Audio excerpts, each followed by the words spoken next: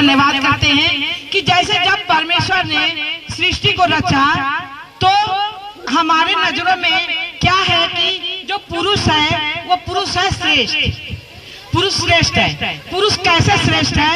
इसलिए पुरुष श्रेष्ठ है कि क्योंकि परमेश्वर ने पहले पुरुष को बनाया, आदम को बनाया। आदम, इसलिए पुरुष हमारे नजरों में श्रेष्ठ है। और आदम को बनाने के बाद परमेश्वर ने जब देखा कि इसके साथ रहने के लिए कोई नहीं है तो उसके पुरुष का पसली निकाला, आदम का पसली निकाला और फिर उस पे माटी ठोक के उन्होंने नारी बनाई। तो परमेश्वर ने पुरुष के पसली से निकाला और नारी बनाई और नारी उसके संग में रखा।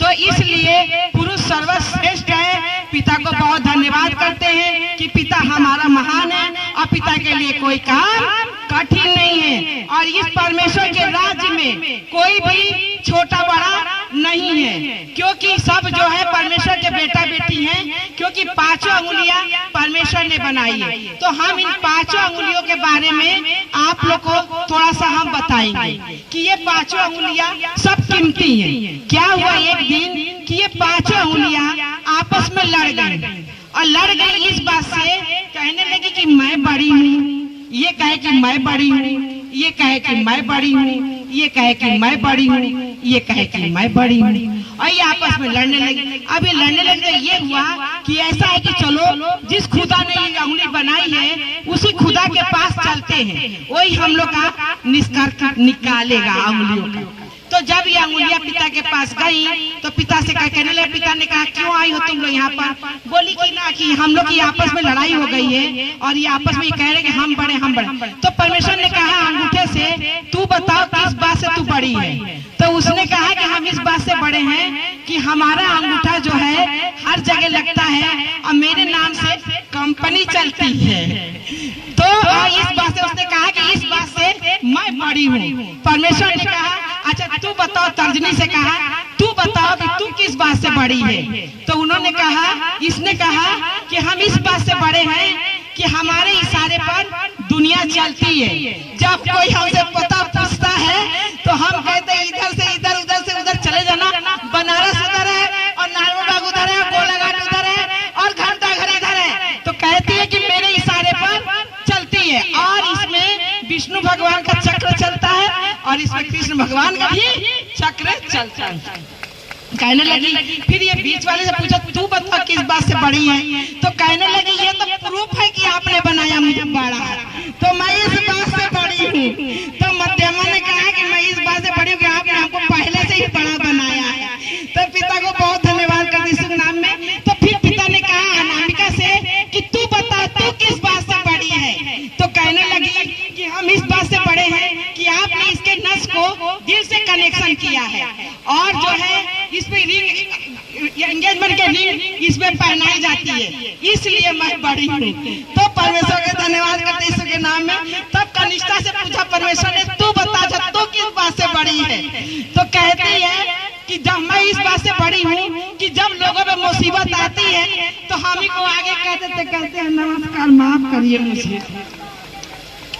तो इसलिए परमेश्वर में सभी लोग, कोई छोटा नहीं कोई बड़ा नहीं, सब काम के हैं और सब समय पर काम कर जाते हैं। एक चींटी इतनी बड़ी हाथी को गिरा देती है। तो परमेश्वर ने कुछ सोच के तो सारा जीव जंतु को परमेश्वर ने बनाया है और सब में परमेश्वर ने खूबी डाली है। तो परमेश्वर को बहुत धन्यवाद करते हैं कि परमेश्वर हमारा महान है और परमेश्वर के लिए कोई भी काम कठिन नहीं है। विदा करो हे परम पिता प्रभु यीशु के आशीष से, विदा करो हे परम पिता प्रभु यीशु के आशीष से, विदा करो हे परम पिता प्रभु यीशु के आशीष से। तो धन्यवाद करते कि कोई आए हैं तेरे बच्चे आए हैं, तेरे बच्चे आए हैं, झोलियां लाए हैं तेरे बच्चे आए हैं। परम पिता दया करो झोली भर दो खुशियों से, परम पिता दया करो झोली भर दो खुशियों से। उनके बच्चों पे करुणा कर दो, बच्चों पे करुणा कर दो, उनके बच्चों पे दया कर दो, उनके बच्चों पे दया उनके घर पे छाया कर दो, उनके घर पे छाया कर दो, उनके जीवन का घटी पूरा कर दो, उनके जीवन का घटी पूरा कर दो। दया करो हे परम पिता प्रभु यीशु के आशीष से, दया करो हे परम पिता प्रभु यीशु के आशीष से।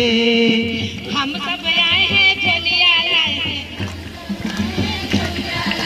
हम सब आए हैं झोलिया लाए हैं, हम सब आए हैं झोलिया लाए हैं। परम पिता दया करो झोली भर दो खुशियों से, परम पिता दया करो झोली भर दो खुशियों से। मेरे बेटे पे करुणा कर दो, मेरी बेटी पे करुणा कर दो, मेरे घर पे छाया कर दो, मेरे जीवन का घटी पूरा कर दो, मेरे जीवन का घटी पूरा कर दो। दया करो हे परम पिता प्रभु यीशु के आशीष से, दया करो हे परम पिता प्रभु यीशु के आशीष से।